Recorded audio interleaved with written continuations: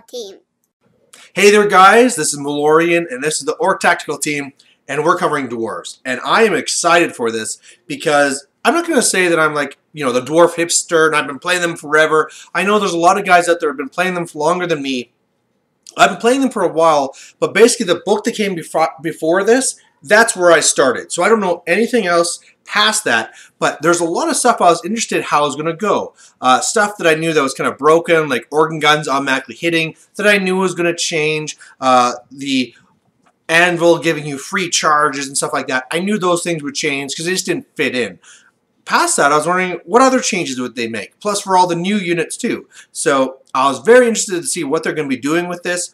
Basically for this video, I'm going to be covering this book except for the special characters. If you're looking for that, that'll be the next video. Basically, I like covering this book and talking about it without them because I know there's a lot of groups that don't play with special characters.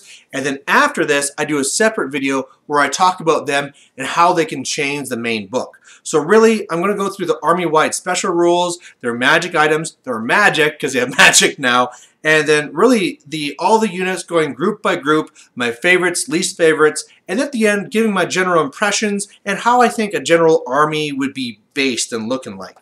So first of all, the fluff. I assume the fluff is pretty much the same. I doubt that they, all of a sudden they're buddies with demons or anything like that. But really, the main thing I want to jump into is the army-wide special rules. And there's some interesting changes here. First of all, their hatred. Now, before, it was they have hatred against greenskins. And he got into some silly things where, first of all, I would take squigs or trolls and say, these aren't greenskins. They're not orcs or goblins, so you don't get hatred rerolls. And there'd have to always be a discussion about this. People bring up, like, whoa, what if I painted my orcs purple, then they're not greenskins? So what they did here to fix that is that now, if you're in the army book, Orcs and Goblins, we just hate you. Whatever you are, if you're an Ragnarok, if you're a troll, if you're a goblin, we hate you, we get rerolls. They also added in Skaven, and this really makes a lot of sense because all the time in the fluff, you have their strongholds, and they're being attacked on land by the Orcs and Goblins, and by underneath by the Skaven. It's not really more one than other when you look across the fluff, so having them both in there now really makes a lot of sense. Then they go even further, and this is something I didn't really expect. You roll a dice before vanguards, and basically what you get here adds extra hatred. So if you roll a 1 or a 2, your general hates their general. Just a little bit of extra there. 3 or 4, your characters hate their characters. So again, just a little bit extra there. And on a 5 or 6, yeah, we just all hate you guys. So not only did they add in the Skaven there, but no matter what, there's always going to be some extra free hatred in there. Whether, I'm playing against Empire. You know what? That general, he's a freaking bastard. I got to kill him, and my general's going to kill him. Or just everyone gets rerolls against you. And this is huge, especially if you roll that 5 or 6. I know whenever I was playing as my dwarves against Orcs and Goblins, or Orcs and Goblins against dwarves, them getting rerolls is nasty because they're an army filled with great weapons. And if they get the rerolls, the hits, that's huge. So the whole idea where, okay, I got against Orcs and Goblins and Skaven, but doing against all the other armies too, this is a game changer. I'm not so much of a fan of the fact that this is random and you have to roll. I would maybe like to see a thing where, I don't know, your character, it's best just done with the runes, right? I don't think that this should be there at all. Because, although it makes them better, it's just that randomness. I don't know. I'd rather have something. Dwarves are supposed to be more dependable, right?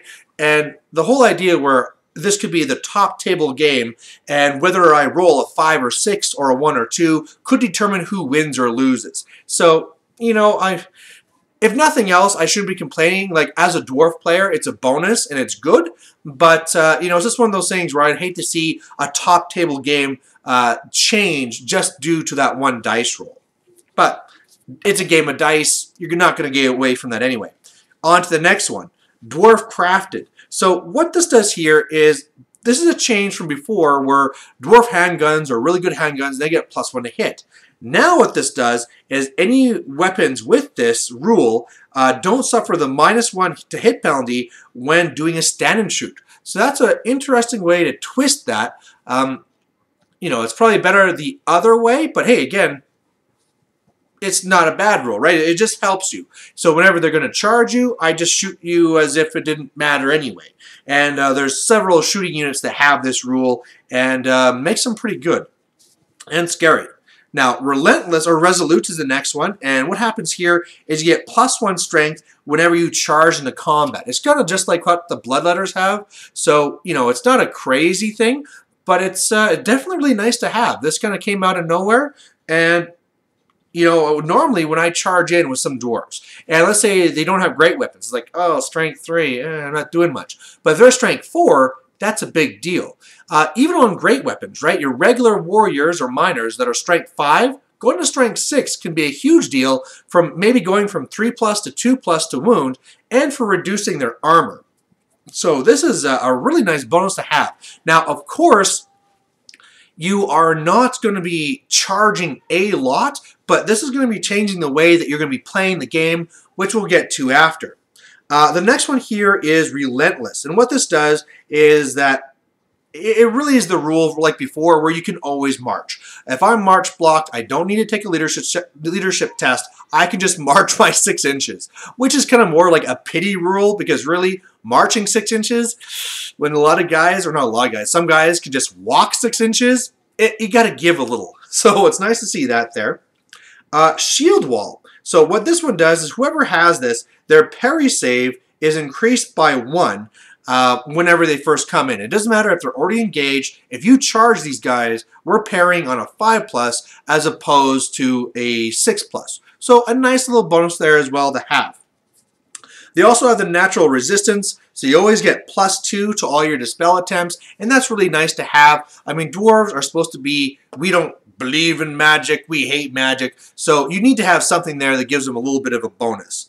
Now, one army-wide rule that you'll see that is gone from last book is the one where you're -1 to, you know, pursuing and all that stuff. And that's going to be nice. I mean, it gives them that little bit of extra bonus in combat. One of the things I always hated is charging in there with my horde of great weapons. And I'm not going gun line, I'm going combat. Okay, I beat you, I broke you, and I can't catch you, right? It's almost like the whole thing where I can kick your butt with Minotaurs, but I just can't catch you to get all those points. So taking that out there, I think, is nice, and will, again, help encourage combat armies as opposed to shooting armies. Then we have the armory here and the different stuff that they have. Again, Grommel armor, 4+. Crossbows, they're a move or fire. I would love to see that go, but it's not going to happen. They're dwarf crafted, so that's the one where if they charge you, you don't take that -1. So cool to see that there. Dwarf handguns, they're also move or fire. They're armor piercing like before, and they're dwarf crafted, so they're not getting the +1, but when you charge them, I don't care. Then, of course, they have the dwarf pistols, the bracelet pistols, that stuff's all the same. Then they have the Oathstone, and I was glad to see this change, because the Oathstone is almost one of those fluffy things where it's like, ha, we're going to stand our ground, and we don't give a damn, but it really tactically almost never was worth it. So what it does now is a lot more interesting. If you take an Oathstone, you can never choose to flee. So, you know, there is that little bit of tactical negativity to it where sometimes it's good to flee, but you can't do that. However, your ranks can never be disrupted, and you always get parry saves even from the flanks. So really, this will be good for a really defensive unit where you just want to stand there, and I don't care if you take away the ranks or anything like that too. And a nice thing as well is, of course, we're talking about 9th, and how in 9th, hopefully, they'll make it so disrupting ranks will take away steadfast. This could be a little gem, you know, in the rough for later on. So, you know, if you're a dwarf player, keep this one in the back of your mind for when 9th comes, because that could have some bigger ramifications. Another one here is that your character always has to accept a challenge. If there's multiple characters, you pick which one. But, you know, it's pretty nice. It's a lot better than it was before, because before you just had to stand there. It wasn't you couldn't flee. It's like when you put down this Oathstone, you can't move. So here, it's just a straight up bonus. You can't disrupt my ranks. I'll have parry saves even on the flanks, and it just makes them more resilient. So I like that change to that for sure. Shield bearers, this one got better. Still, they count them as being like an infantry, and you get lookout sirs and all the rest of it. You get +2 to your armor save and +2 to your wounds. And that +2 to the wounds is nice. A Dwarf Lord going to 5 wounds, that's a scary thing, because Dwarf Lords can already be very tough. 5 wounds, extremely tough. So that's a big boon there and a very great change. There's a lot of wording in there to kind of explain how you hit on the weapon skill of the rider and not the bearers and all this stuff there. Lots of wording, but really what it comes down to is that you're going to be taking up, you know, that's the one thing I actually didn't say here is I wish it would actually specify saying that you take up now a 20 by 40 zone. That's, I mean, that definition should be in there because, I mean, with this, since it's not defined, I could actually probably make it on a 20 by 20 base and, you know, squish the guys together. So it would be good if they had that there. Although I guess since they sell, or used to sell, I don't know if that's even on the market, the bearers, which are on a double base, I guess that's still like that. But either way, going the +2 wounds, that's the big thing I want to say here. All right, now we're going to be jumping ahead to heroes. And there's only 2 choices for heroes. There's either the Dwarf Lord or the Rune Lord. And there's, actually, no, I don't want to cover that yet. I want to go over the items before I get to that stuff. Let's jump to our items, because that's pretty important before we start attacking that stuff. All right. First of all, they have ancestral heirlooms. So before, you could make your runic items. And don't worry, all those, the pages and pages of runes are still here. These ones are almost like, hey, we made these straight for you, so if you like this combination, here you go. Unfortunately, like most other magic items, for the most part, they're pretty meh, but let's cover them here. The first one they have is the Hammer of Karak Draz. You know, I love doing this stuff just because I know I'm slaughtering this stuff so bad. But basically what it does is that it's a magical weapons, gives you +3 initiative, and if you do a wound to something, they're reduced to initiative 1 to the end of the close combat phase. Which, I don't know if I'm missing something here. Like if something's super deadly and you're slightly faster, and let's say if you're in a unit of hammerers, so I can ding you with the Lord, and then the rest of the unit can finish you off before you go, that's really the corner case thing. And this thing's a lot of points. So, I mean, I just don't see it. You know, this one here, I don't know if I'm missing something, but I just would not go with this. Then there's the Red Axe of the Karak 8 Peaks. This one here allows you to re-roll the hit to the wound against everything from Orcs and Goblins and Skaven. Plus you cause terror in Orcs and Goblins and Skaven. You know, it's a lot of points. You know, normally for a hero, this would be everything. And for it to only help you against those 2 armies, you aren't going to take this unless you're doing a campaign or something. Then you have this magnificent armor of Borak Beetlebro. This one I actually kind of like. What it does is it gives you a 2+ armor save, which is not as good as some of the other stuff you can normally get. However, against anything that's strength 6 or higher, you also get a 3+ ward. So, you know, the price for it is, you know, a little bit high, but if you are trying to find a guy that's going to really shut down, because I mean, if you want to go for those 4+ wards, it's already pretty close to the whole price here, and then you could just take a couple of, man, you could put them on shield bearers or something to replicate that 2+ save, or, you know, there's ways you could kind of replicate this, but the 3+ ward you can't get anywhere else. Now, if you were up against something that's really strong, really killy, you know, you got your demon princes and stuff like that that might be strength 6 or greater demons or vampire lords, throw this guy in there, and with that 3+ ward, hopefully you can really shut him down for a long time. It is very corner case though, and although I find it interesting and useful, and that I would take it more than the Red Axe of the Karak 8 Peaks, it still is so situational and expensive that it really is tough. So it's something where it's like, well, it's something, but you're probably not going to use it very much.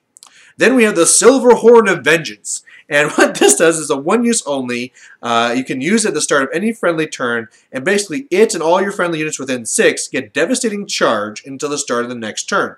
Which is, you know, again, they're trying to encourage you to take combat armies as opposed to shooting armies. What it also does is it makes you cause fear to all elves. So screw you elves and because we can't tell the difference between high elves and dark elves and what else. This one here, if you are setting yourself up and doing a game style where everything's all set up to really redirect, everything charge, maybe, if that's your game style, you could do that. Again, it's a fair number of points, pretty close to what a hero can take maximum.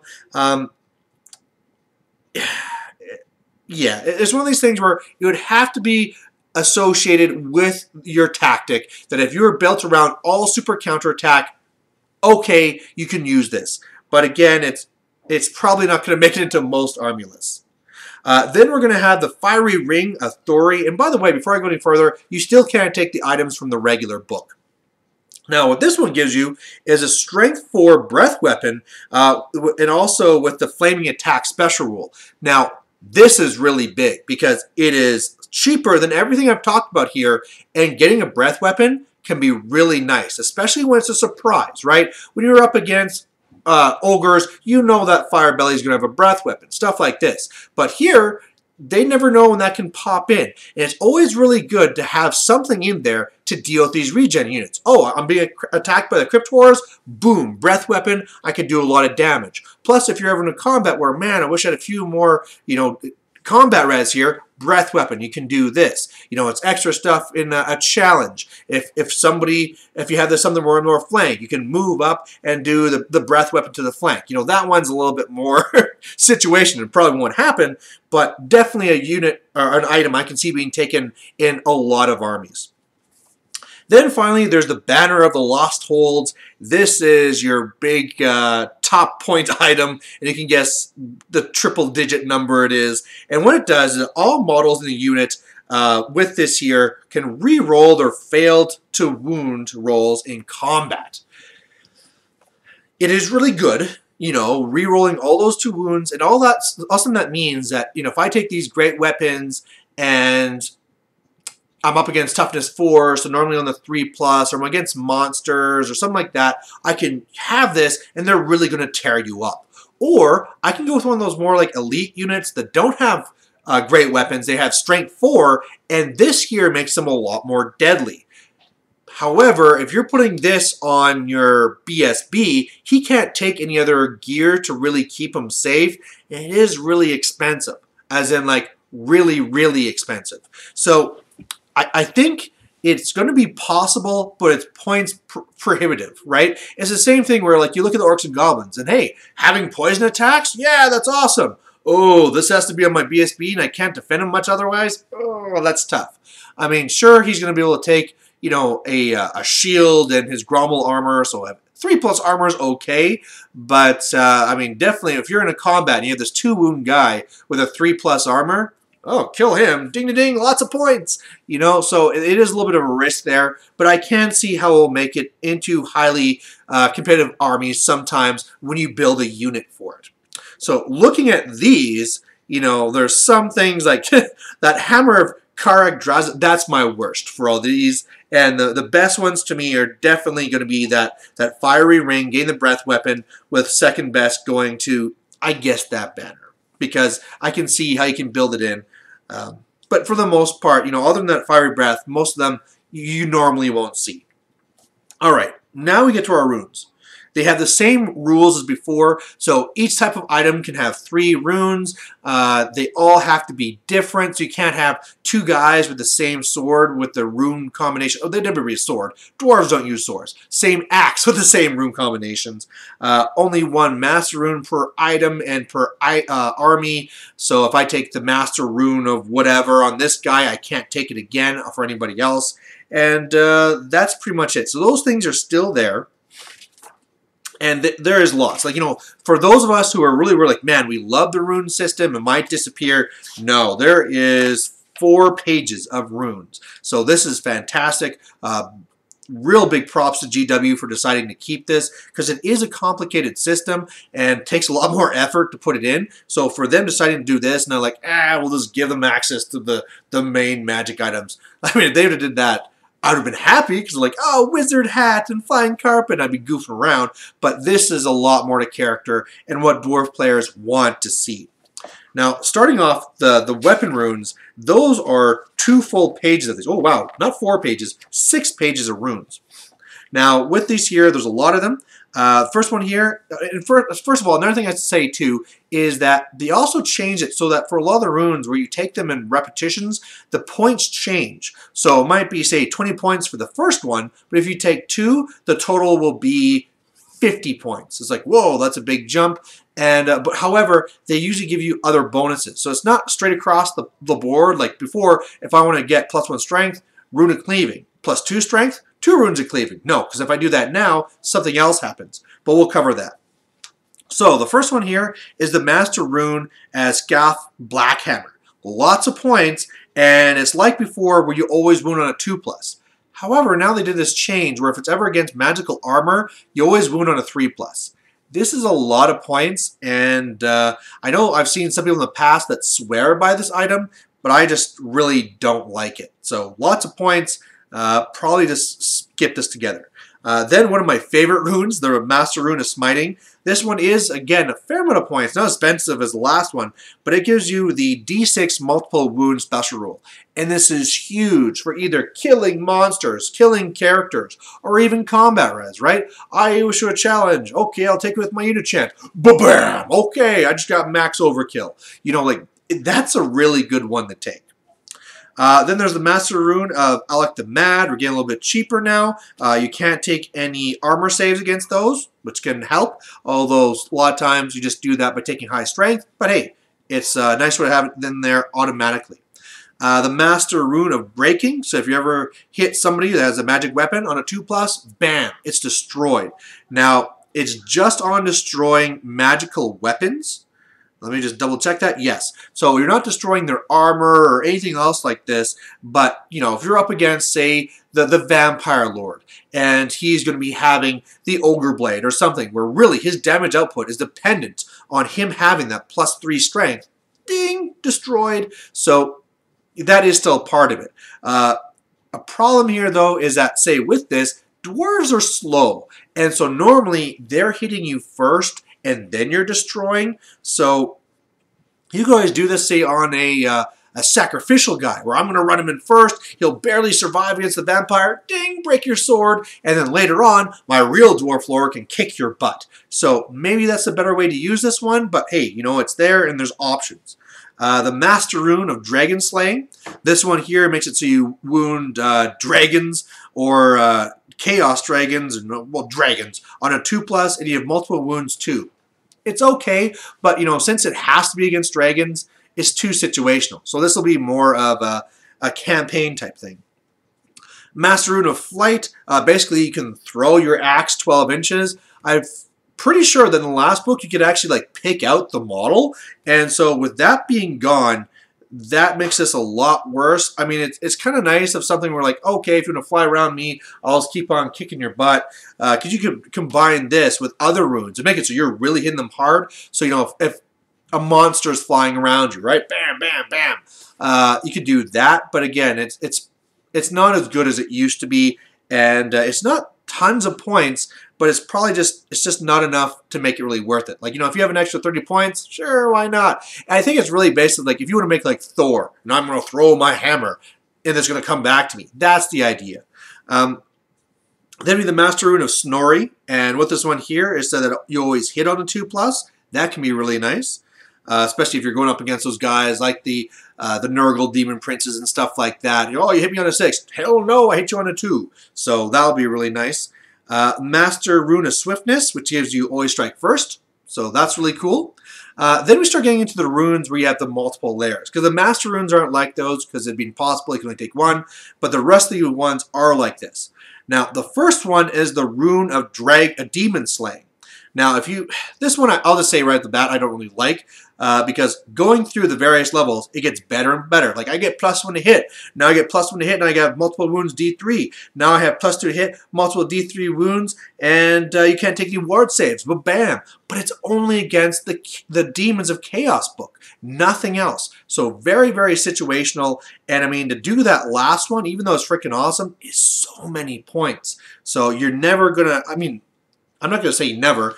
Campaigns are probably the only time you're going to take this, or if you're in a meta where people just love Nurgle Demon lists, all right, we'll throw this in there. Rune of Fire, this one's interesting.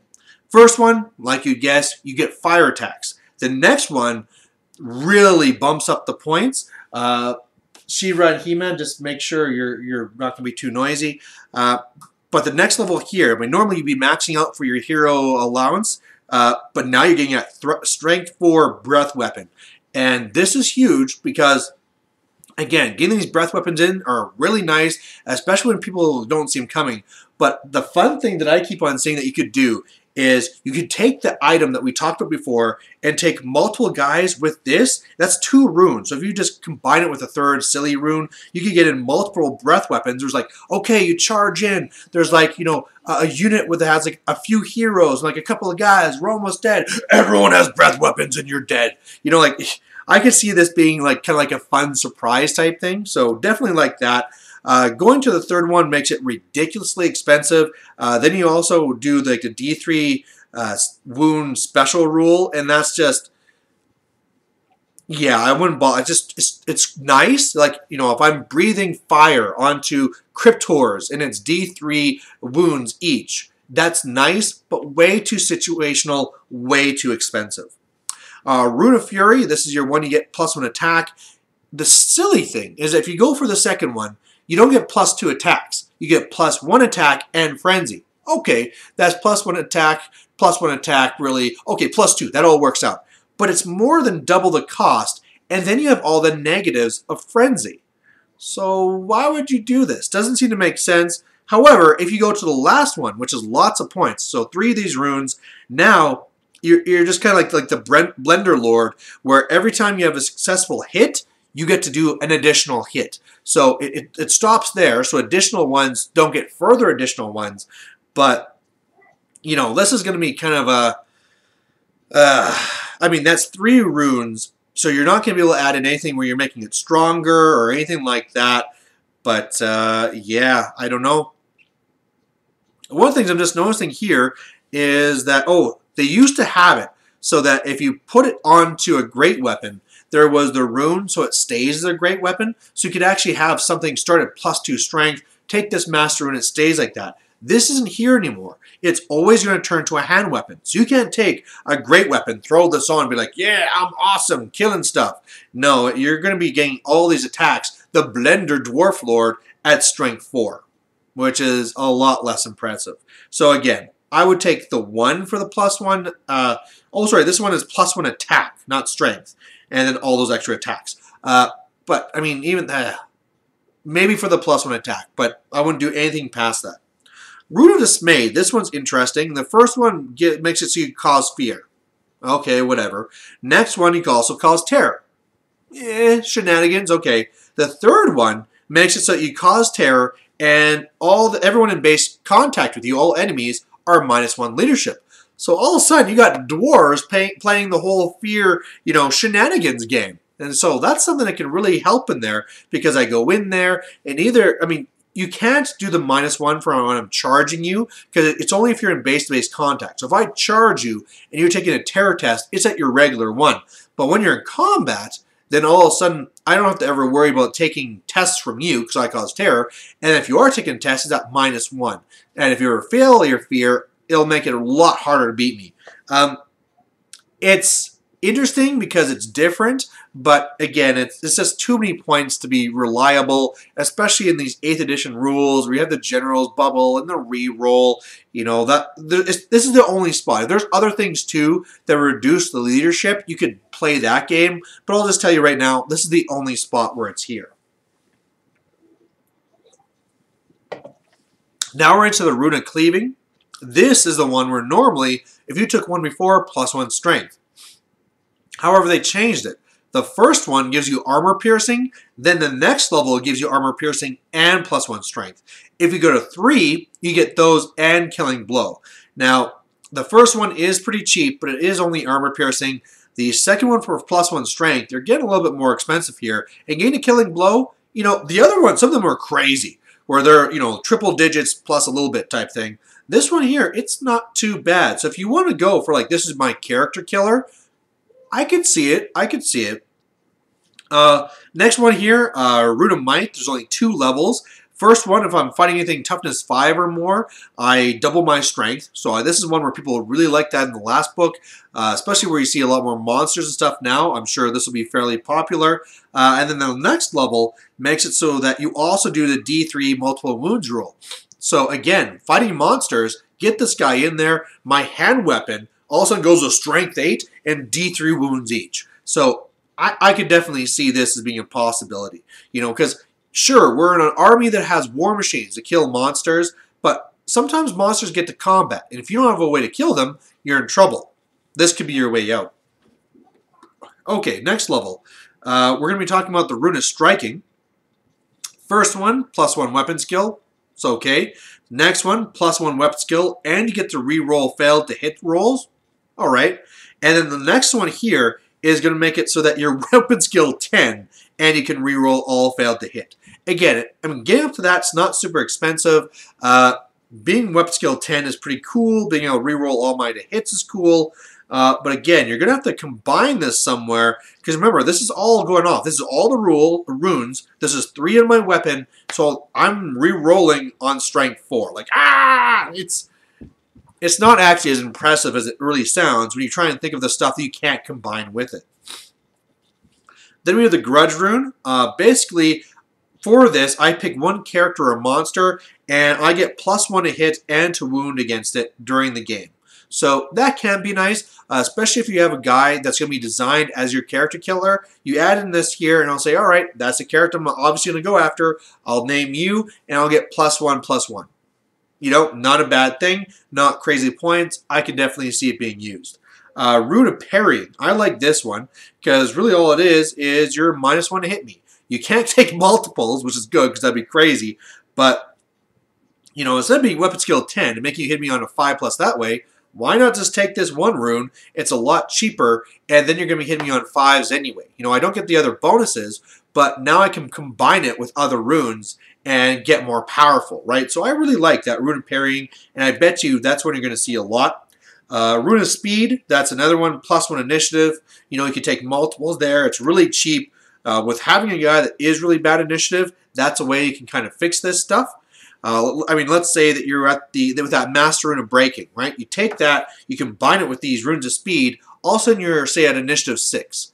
And, you know, now I can see you going in there and destroying that enemy lord's weapon before he gets to strike you back. So I could see that being used. Out of all these, my biggest favorites are going to be the Master Rune of Smiting, because D6 wounds is nice, and the Rune of Parrying. Really like that one there too. Next one in, even though it's kind of more expensive and a little bit more situational, is that double Rune of Fire for the breath weapon. I bet you're going to be seeing that coming up here. All right, now we're on to our armor runes. We got a page of these. First one, I just like it. It's the Master Rune of Adamant. We're in triple digits for the point cost, and it just makes you toughness 10. Just there you go, bam. You can't combine it with any other runes, but man, just the idea that, hey, you're going to wound me on 6s, that is huge. Now, your characters, when you get to it, they're not like other books where you can only take 100 points of gear. You have a little bit more you can take. So like for the Dwarf Lord, yeah, you got a little bit more than that you can take. And I'm just making sure that this combo works. Yeah, you could take the Master Rune of the Adamant and the Rune of Parrying, and, you know, all of a sudden, it's like, all right, you're -1 to hit me, and I'm toughness 6. So you're probably hitting me on a 5+ and wounding me on 6s, and I'll probably have a 1+ armor save because I'm on my shield bearers, and good luck to you, sir. So, you know, like, this is the guy where if you're worried about demon princes, yeah, take him because he's going to shut that guy down. So, you know, it is a lot of points, but as a denial character, this could be great. Master Rune of Grommel, just like last time, gives you a 1+ armor save. Rune of Fortitude, you can do different ones here. First one gives +1 toughness, then +1 toughness and a 5+ ward, and then +1 toughness, 5+ ward, and then if they ever do multiple wounds to you on a 2+, it's just 1. You know, I'd never go to that last one Getting that 5+ ward basically makes it so you're getting +1 toughness for 15 points. So that's a pretty good deal, and I like that one. And I mean, going to toughness 10 is kind of fun and cool, but really making your guy going up to toughness 6, normally that's going to do a lot of it right there anyway. Rune of Iron, this is where you're getting wounds. So the very first one, you just get another wound. So if you have this, and you're also on your shield bearers, you have a 6 wound guy. Like that is freaking serious. The next one also gives +1 toughness. So if you don't want to go into those triple digits, you take the first rune of the one, there's 2 runes here from the other, and you're now at toughness 7, which is already pretty damn good. Plus, you have an extra wound and a 5+ ward. So that could be a cheaper way of going, and you know, does basically the same thing. Rune of Shielding, you have a 2+ save against 2+ ward against anything that's shooting or magic missiles. So this is all right, especially if you have some character that's going to be running around, say in your Master Engineer or something. Yeah, shoot me with your cannon, 2+ ward, ting, don't care. Rune of Preservation, this one here gives a 2+ ward against Killing Blow and Heroic Killing Blow. So that's pretty nice to have. If you're in a meta, especially that deals a lot with that stuff. Rune of Impact, this one is just dumb. It's really cheap, but lets you do 1 impact hit. So it's like, bam, strike 4, bitch. It's just, yeah. It's, I don't know why that's there. Rune of Stone, this one you can take multiples of. Just having like on multiple guys, having just this. And it's just +1 to your armor save. So pretty nice to have. Banner runes. Now the first one here is the Master Rune of Groth the One Eye. And what that does is all your friendly units there within 12 inches, stubborn. That's a pretty good banner. Because what you can do then is just say like, I'll take 10 warriors, throw them up, put them at an angle, you'll hit me, kill whatever, the last guy will be stubborn, and then I'm going to flank you. So where I was talking about before, where now there's that other ability where I get +1 to the charge, having items like this could really work in playing into having that strategy. And of course then you might have also that other little horn where like devastating charge and everyone, let's go. So I mean that's interesting, but of course remember if you ever take these banner runes, you can't take anything else for the other runes. So your guy can be a little bit squishy and you have to be a little bit careful. Next one here, Master Rune of Stromny Redbeard. And what this does, it gives you +1 combat res and +1 to all the guys within 12 too. You know, this was good back in last edition. Don't take it now. Too many points and 1 combat res doesn't change anything in 8th. Next one, really big. This one here gives you additional +2 to Dispel. So all of a sudden it's like you have a level 4, you're getting that +4 to Dispel. And as well, all that remains in play, you're stopping on a 3+.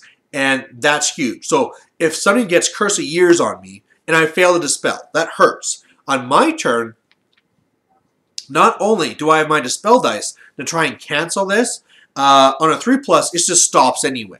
So really, really nice thing to have here. And this is definitely a rune where, you know, put this on a BSB, put him in a bunker, whatever. And this guy, I mean, who needs your other guys trying to help the spell stuff? It almost like your BSB turns into your defensive mage. So really nice item to have. And, you know, all these things being said, you can probably get away sometimes with having him on the front line, right? Like I was saying, he has a 4+ armor, give him a shield, it's a 3+, he is toughness 5, put him on a corner of a unit. You know, he can do stuff, he's just be very, very careful with him because he's so many points.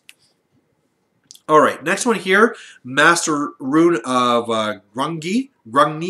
And what it does is it gives him a 4+ ward and the unit a 5+ ward against shooting in all magic missiles, plus all like the units within 6 inches. So that can be nice, especially if you're up against a lot of shooting. You know, if you're up against the Dark Elves, which are hitting you with their big magic missiles and their crossbows, having a 5+ ward can go a long way. And Dwarves are usually pretty tightly packed, so you can really spread this out to say 3 big units, and it can make a big difference. if you're in a meta where there's lots of shooting. So again, this one's dependent on more what you usually face. Because if you take this rune and I'm up against orcs and goblins, it's not going to save you against my trolls. So definitely something to look at. If you have that, but situational, so not all the time. The Rune of Battles, the next one, 3 different levels, +1 combat res, +2 combat res, and then +2 combat res, and then you get an extra rank of fighting. The extra rank of fighting is interesting. It's a lot of points. I guess if you're going for the super unit, you know, like I'm going for 60 hammerers, and we're going to kick your butt, and I'm going to get my front row, my second row, my horde row, and then another row for this as well. You know, like, sure, you're going to be insane and do lots of damage, but again, this guy is a lot of points. You know, you have to really watch out for it, and the whole thing where you're getting the +1 or 2 combat res, we already talked about it, that's basically a joke. The next one I like, Rune of Slowness. You take one, if anybody charges you, they're D6 inches slower. If you take 2 of them, it's 2d6 and it's the highest one. If you take a third one, then it's the same as above, 2d6, take the one that's going to reduce it the most, and they get the always strike last rule. That can be really nice. I mean, especially if you're making a lord who's going to be the combat lord who really needs, let's say I'm going to try and destroy your magic weapon. Well, all of a sudden, if I have this there, I know that you're going to get an always strike last, and unless you have already always strike first, that means my guy gets a ding you first, and I don't need to play around with getting +1 initiative and all that stuff. It is a lot of points, though, again, so probably not going to come in for that third one, but definitely, I got to say, getting that single rune where you are being minused by D6 is a huge ability, and you're probably going to see it on a lot of units that can take banners. Rune of Stoicism, this one's pretty damn nice. You just get stubborn. Now, there's not a lot of units where this is actually going to matter, because normally wherever your BSB is, they're going to be stubborn, and if your BSB is taking this, he's probably going to be killed in combat. But on the other elite units, say Longbeards or the new Iron Drakes, you know, I could see them taking this. It's not very expensive, and I could see it being used. Strola's Rune, this one here gives you Vanguard. Wow, and this one here is nice. You know, you could put this on your unit of Hammerers, bam, they're up 12 inches at the start of the game. And, I mean, this isn't a Master Rune, so you could give this to multiple units. Remember, they would have to then also take something else, because you can't have the same rune combination. So it would have to be like one unit has this, and then they have the Strola's Rune and the Ancestor Rune, or something like that, right? But man, having that big jump going up the whole table, that can be really good. Then you have the Rune of Courage, and what this one does here is immune to Psych. You know, maybe, especially if you're playing up against vampire counts a lot, and they have a lot of leadership shenanigans, stuff like that, I could see where you're going to be using this. Ancestor Rune, this one here is that you're taking your break test on a D6, which usually means that you're going to be stubborn, because, you know, your average is 3 or 4, and so, I mean, if that's going to fail, you really lost combat. But, yeah. Now we're on to our talismanic runes. First one, man, Rune of Balance used to be so nice. Basically does the same thing as before, where you steal a power dice, it becomes a dispel dice. But now it only works on a 4+. So that's a lot of points for, you know, something that only works half the time. Master Rune of Spite, every time they do a wound to you, you do a strength 5 hit back. You know, any plan that revolves around you taking wounds, I never like. So this one, I would just pass on, spend those points, making it so you won't wound a wound in the first place. Master Rune of Passage, this one here, you never... He and his unit don't have to worry about dangerous terrain tests. Situational, but it's cheap. Rune of Warding, 3 levels, 6+ ward, 4+ ward, 5+ ward, 4+ ward. You know, that's the way you get your ward. Rune of Spell Breaking, this one here is 2 levels. First one is the Spell Scroll. Second one is the Spell Scroll. We're on a 4+. That's just gone. That spell, you can never cast again. And And I like this one. It's not a master rune, so you can take it multiple times, and definitely this is one you're going to see probably 1 or 2 for every army. Rune of Luck, you get to re-roll 1 to hit, wound roll, armor save, blah, blah, blah, once per game type thing. And then Rune of Furnace, you have a 2+ ward against all flaming attacks. Really nice. Engineering Rune for this one here. These are all the ones for the War Machines. First one, the Master Rune of Immolation. Really what happens is when the War Machine gets destroyed, or you can choose to, like at the end of this turn I'm going to use it, and then they'll be destroyed. But it does 2d6 magical strength 4 hits, which are flaming, to whoever else is engaging them. So the really key thing here is that they're magical. So if you have like these hex rates coming after you, bam, they explode and they go away. This is one of these things where, you know, if you're going to be planning out your battle line, and there's going to be that one War Machine on the far flank, you throw that rune on there, and it's like, yeah, go and kill it. Bam, you're dead too. So it's, you know, again, it's a strategy that's revolving around you losing something, which I don't like. However, hey, you know, at least it's some way where it's like, I've lost this one War Machine, but it was my cheapest one on the flank, and now you lost your unit, which was going to then go to my more important ones. Then the Master Rune Disguise, this one here, you count as being hardcover. Rune of Penetration, +1 strength. He-Man, be quiet. Next level is you get also to re-roll 1 to wound roll, so that can be really nice, right? You put that on your Grudge Thor. You know that time when you hit a Grudge Thor monster and you roll a 1? Well, I'll re-roll that. So that's pretty cool. There is no third version there. So, and also it's, you know, you can't get that +2, so there'll be no Grudge Thors, which are strength 5 anymore. Another one here, Stalwart Rune. This one here gives a +1 combat res. You know, Unbreakable, stupid. Rune of Accuracy, you get +1 to hit, and or you could re-roll the Scatter Dice. So again, a nice cheap one to put on your Grudge Thor to make sure it, you know, what you can actually hit its targets. Rune of Forging, re-rolling your Misfire. The Rune of Seeking, +1 to hit, but it's only for bolt throwers. And then last one, the Rune of Burning. So that's how you get your flaming cannons and stuff like that. So again, I really love that we have all the runes in here and you have a lot of way to put them in. It probably is better that they have it so that you can't just say, I'm going to take +3 strength runes and I'm just going to be awesome this way. You know, I think it's a little bit more interesting that they have these different levels, but because they get so prohibitively expensive, I doubt you're normally going to see any of that stuff.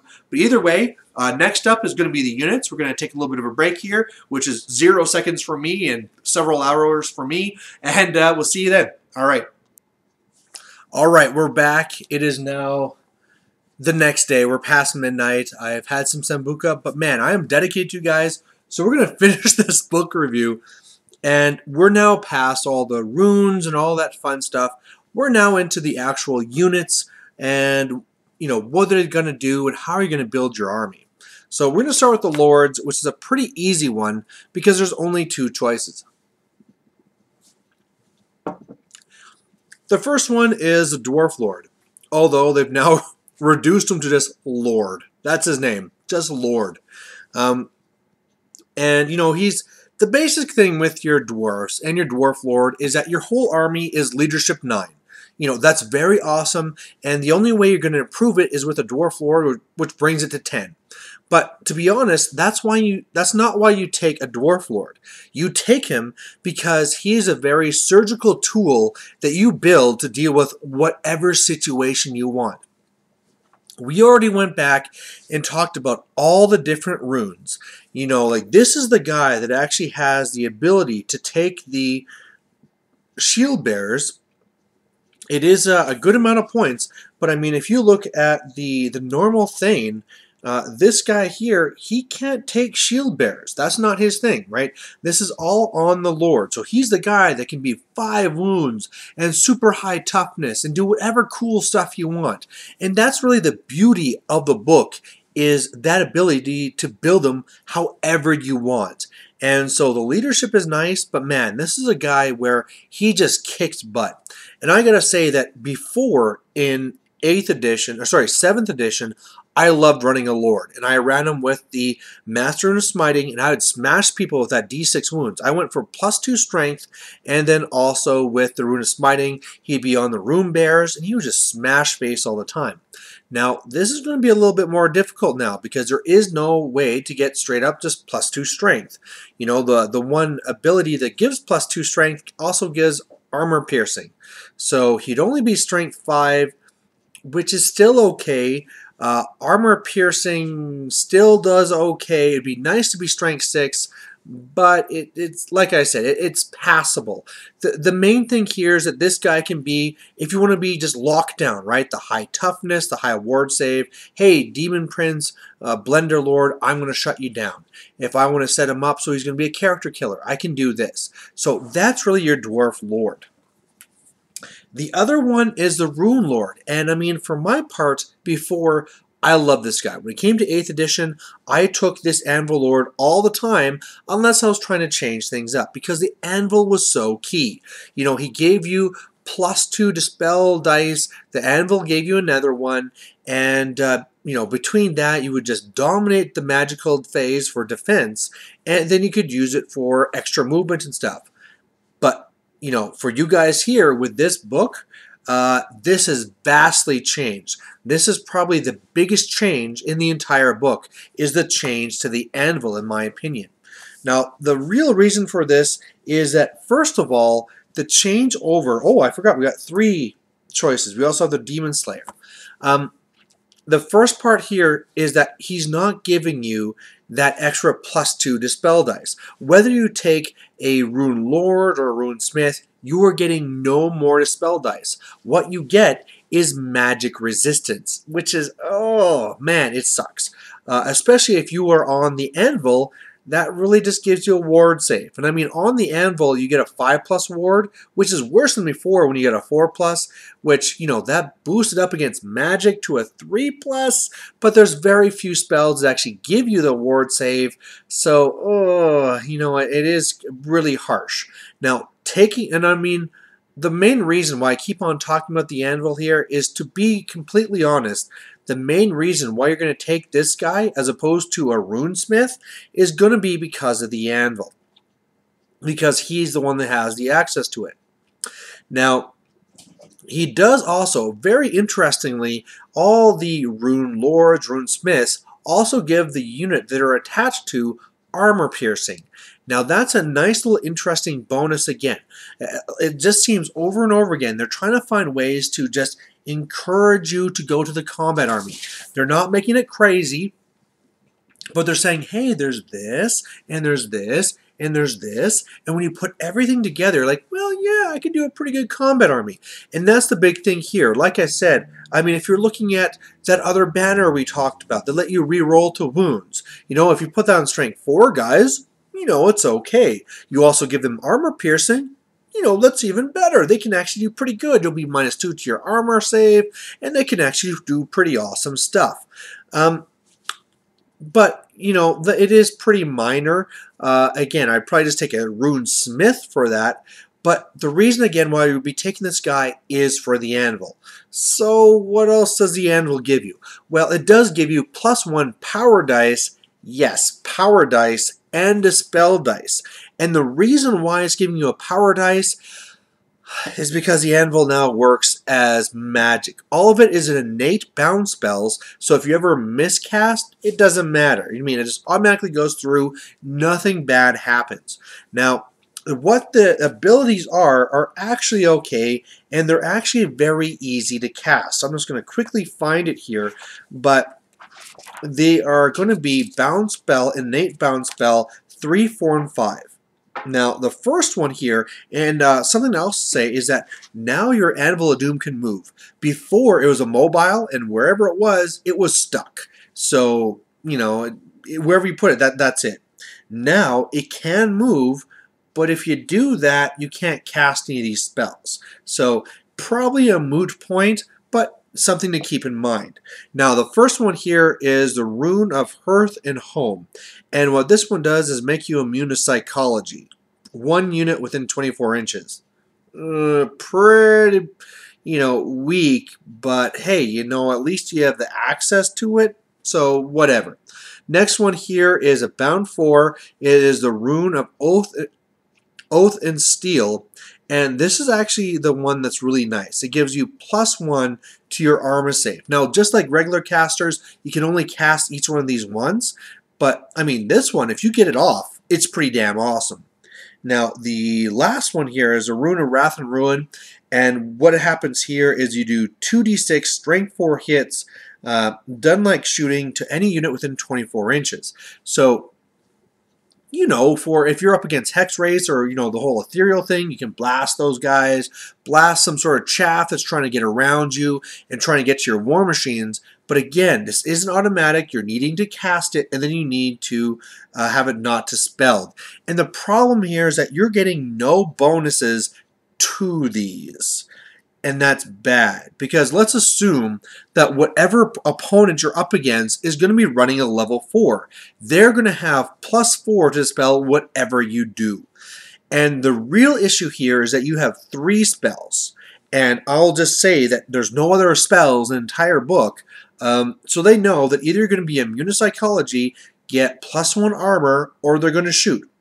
Alright, so if it's in the first turns where there's no combat, they're just going to throw all their dice to stop the ability to do the magic missile. Alright, and if you're in combat, alright, I'm just going to kind of shut down the +1 armor save, unless it doesn't even matter, and then they won't stop it. So I'll just say right now, when I look at this here, I don't see the point of taking an anvil anymore. In one point you'd say, well, of course you take the anvil. You have a magic phase, you have power dice, and if you don't take any spells, you are wasting this entire phase. The problem is that to actually take part in this phase of the game, you have to take a Rune Lord, and then you have to take an anvil on top of that, and you're almost at 300 points already with no upgrades. And this is a guy that knows 3 spells, but when you try and cast them, you have no bonuses. Other than getting the +1 dice, which I guess is like, you know, and one of them will be getting a +3 or 4, but man, it is weak magic, and in the end, it's probably easier to say, you know what, screw this. I will take those 300 points, and I'll make a really awesome Dwarf Lord. And you know what? When it gets to combat, I'm not hoping to get +1 armor save. I'm just going to go and kick butt and do even better. Or I'm going to use these points somewhere else. And unfortunately, yeah, that's just the way it is. I really am not liking the anvil. I really wish, if this is the way that they wanted to run it, there's no ancestor rune, like you can't like hit it and so it, you know, works on a 4+ rather than 2+. All that stuff is gone, and really I really wish this was taken as a rare choice and not as a mount for the Rune Lord. It's just really unfortunate. So I really don't see this as something that you should take. Like I said, it's going to be so tempting because I want to be part of this magic phase. But if you do it, you're spending so many points for something that's probably going to do nothing the entire game. So there's that. Then we get to the Dragon Slayers. Now, the Dragon Slayers are kind of interesting because they really did rework the way Slayers work. Now, first of all, actually, maybe I shouldn't touch on that with the Slayers. We'll say that when we get to them. The big thing that comes here to the characters is that there's the Dragon Slayers and the Demon Slayers. Demon Slayers and Dragon Slayers have the Demon Slayer rule. And what that means is that up against monsters, you're going to be having the D3 multiple wound special rule, which is okay, it's pretty nice. There's still all the old rules where you have the Slayer weapons, where you can either go great weapon or two-hand weapons. You always wound on a 4+ unless it's going to be easier, keeping in mind that when you charge, you get that +1 strength, and you have to join Slayer units, and you're unbreakable, and you're naked. And, you know, he can take magical stuff, but it has to be weapons, so he's not going to get any defensive gear, and it is really, really tough. Now, when you go to a Demon Slayer, I believe you get better against demons, which again is like, well, okay, fluff, that makes sense, but overall, what does that really do for you? And I'm just going to quickly go and confirm this, just to really say, because I don't want to go and say something now like, oh, this is what Demon Slayers do. Demon Slayers make it so that any ward saves have to be re-rolled, which is pretty minor. And I mean, really, it's the same thing as it was before, that this guy is your lord. He is your leader. He is the guy that you're taking because he has a lot of points and he is going to kick butt. And unfortunately, he has to stack up against the Dwarf Lord. And when you look at the points, you know, he is 5 points cheaper than what the Dwarf Lord is. And their stats are exactly equal, except he has +1 initiative. And, you know, the other guy starts with 4+ armor, can get the really good armor, can get really killy. And it's just, you know, innately you're better at fighting monsters, but you're movement 3. And I gotta tell you, if I'm running a monster army and I see Slayers, I'm staying the hell away from them. So, oh man, it is rough. And unfortunately, again, I think this is a choice that everybody is just going to pass over. Because if you really want this crazy combat type thing, you are going to go for the Dwarf Lord rather than the Slayer Lord. It is so much so that, again, much like in the last book, I see it as 2 Lord choices rather than 3. So there's that. Now we're going to get on the heroes. Again, ignoring special characters. And the first one here to talk about is a Thane. And the first thing to say here is this is the only guy that can be your BSB. So that's always really good to keep in mind. The Thanes are really nice because, you know, they start at the the toughness 5, which is a really nice stat to have. Really defensible. You know, it's really easy to get them with a good armor. You can get up to 50% more gear than normal heroes can. So you actually can put a lot into these guys. Of course, I mean, you're going to need 1 for your BSB. You always want a BSB. And like I was saying before, you probably want to take at least 1 BSB with that special one where you get +2 to dispel and all those remains in play disappear on a 3+. I really think you're going to be seeing that build all the time. And on him as well, you know, he can always then take a shield as well. That gives him a 3+ save. And that's probably it. That's probably going to be the build. Taking that into shield, done. And, you know, that's the type of guy that you can play in the front lines, but you can always, you know, put him somewhere back and safer too if needed. But otherwise, you know, there's so many builds for Thanes too. Thanes are just like the Lords where they don't have quite as many points to put in there. I mean, let's see. Trying to find a way to define this. The Lords can get 50 more points put into their stuff, which lets them be just that much crazier. Plus, they can actually be put on the Shield Bearers, which doesn't come out of that point cost. But again, the Thanes, whenever you face a Thane, you really just don't know how these guys are armed. Are they going to have a breath weapon? Are they going to have killing blow? Who knows how these guys are set up? And you can also keep it cheap too, right? I'm just going to take a 1+ armor save, and I got a great weapon. Good to go, right? I'm going to go and kill stuff, and I'm not a lot of points. So Thanes are always very nice, but as always, you don't want to go too crazy with characters. But we'll talk about more of that at the end. Then we're going to get to the regular Runesmith. And this guy is cheap, and he is effective. He comes with Grommel armor, so he's already at a 4+ armor without anything else. You know, this is your guy where you put him in a unit, he's giving them armor-piercing attacks. You can take that rune, so he basically has a Dispel Scroll. If you're feeling, you know, richy rich, you can go for the Dispel Destroyer, so you might be destroying that spell as well. And really, you know, it's one of those things where I wouldn't mock you if you take it. It's a little bit risky for me, but if you decide to go that way, I understand. But otherwise, yeah, I mean, he is pretty solid. If you want him killy, take a great weapon. If you don't, go with the shield. He has a shield wall, so he'll have a 5+ ward when he's charged.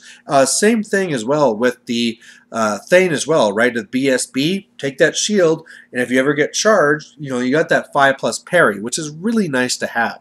So, to me, the Runesmiths are really big winners. And, I mean, they can be placed in whatever units you want, putting in there, and very key for magic defense. And like I said before, my magic defense is always a Rune Lord with an anvil. Now I think I'm going to be taking 2 Runesmiths in every game. And the sucky thing there is I think I only own 1 right now. Yeah, so I'm going to have to do something about that. So, yeah, definitely pretty nice. Because, I mean, if you're running the 2, you have the 2 different units, you have 2 Dispels. I think that's the way to go. All right, then you have the Master Engineer. Again, he as a character comes straight with Grommel armor right away.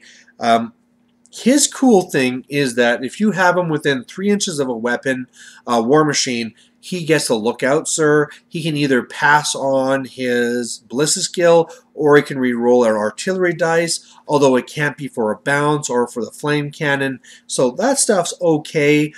You also get to entrench a weapon, which is really nice. It makes it so it has hard cover and -1 to be hit. So overall, that's a pretty nice stuff to have. But at the same time, with all those things that it gives, he is a fair amount of points, right? It's not like taking a regular engineer like before, where it's like, oh, 15 points, whatever. Like, this is a solid amount of points. And with this, you have to start thinking, like, man, I could start taking another War Machine. I could take this, I could take that. And you know, he's not like the Master Engineer for Empire, which is like Bliss Skill 5, I believe. He's only Bliss Skill 4. So it's, I don't know. He's kind of nice, but it's also a thing, too, where he has to choose what machine he's helping before you shoot. So it's not like you can put him by a couple of organ guns and say, like, oh, you screwed up, I'm going to help you. No, he has to pick before. So I am really not a fan of him. If you really wanted help for your War Machines, take an extra defensive rune. You know, it's a third of the point of what this guy is, pretty much. And yeah, I gotta say, I'm really not a fan. Now, the Dragon Slayer. Here's another one where in the last book, I was starting to really become a really fan of these guys, because you take a naked Dragon Slayer, throw him up, and he could tie up a whole unit all by himself. Well, he's gone up 20 points from before, which make it so like before it's like, wow, he's a really cheap choice, to now it's like, oh, he's really competing with the Thane. You know, he's 5 more points than a Thane now. So it's like, oh, I don't know. I might just want to take a Thane. So, you know, the big difference is that these guys are unbreakable as opposed to the Thanes who are not. So, I mean, that's always a big advantage they have. But they are naked. Like I said, they'll have the Dragon Slayer special rule, so they do D3 wounds, 2 monsters. That's pretty cool too. But you know, they can take magic runic weapons. You know, for the most part, I'd say just stay cheap, stay effective. Run into a cheap unit, so it's like, okay, you got 50 slaves coming, go get them, Slayer. Tie those guys down for the entire game. That's your role. And unfortunately, now you're paying 20 more points for that role. But to be honest, what it was before was very, very cheap. So I think that it still is worth it, because, I mean, if I throw a Thane into that, you know, I'm probably going to be losing combats, and I have to take that risk of breaking. You know, it's one of those things where I hate it, but it's probably worth those extra 20 points. We probably were getting a pretty good deal before. So there you have it. +2, I mean, putting them in a unit of Slayers really means that if they ever see monsters, that thing's dead, right? These guys hit D3 wounds for each one. Very deadly. So that's another option.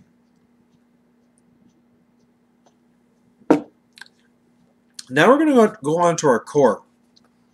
And the core is looking a lot different than it was before. First of all, some of the stuff got cheaper. Some of the stuff is kind of the same. But let's just jump into it. Dwarf Warriors. So these guys here have all those rules from before. You can take them with shields. You can take them with great weapons. You can take both if you want. Again, this is now an 8th edition book, so all your command is 10 points. And really, the nice thing here is I believe these guys are a point cheaper than before. So whereas other things will be going up a point, if you took Warriors, it's going to kind of balance out. I'm just going to quickly open this up to confirm. If this was a professional channel, I would have done this before.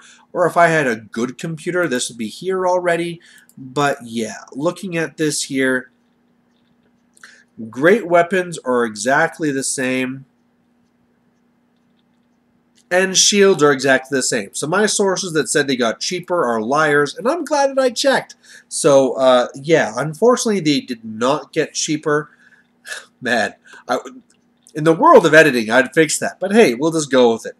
Either way, dwarves, even though they didn't get cheaper, taking your dwarf with a great weapon, very nice. And, to be honest, they did get better. Even though they're exactly the same points, now they are better in combat because instead of being -1 to their pursuit, they're going to be equal. If they ever charge, they get +1 strength. And so with keeping the same points, man, that just means they got better.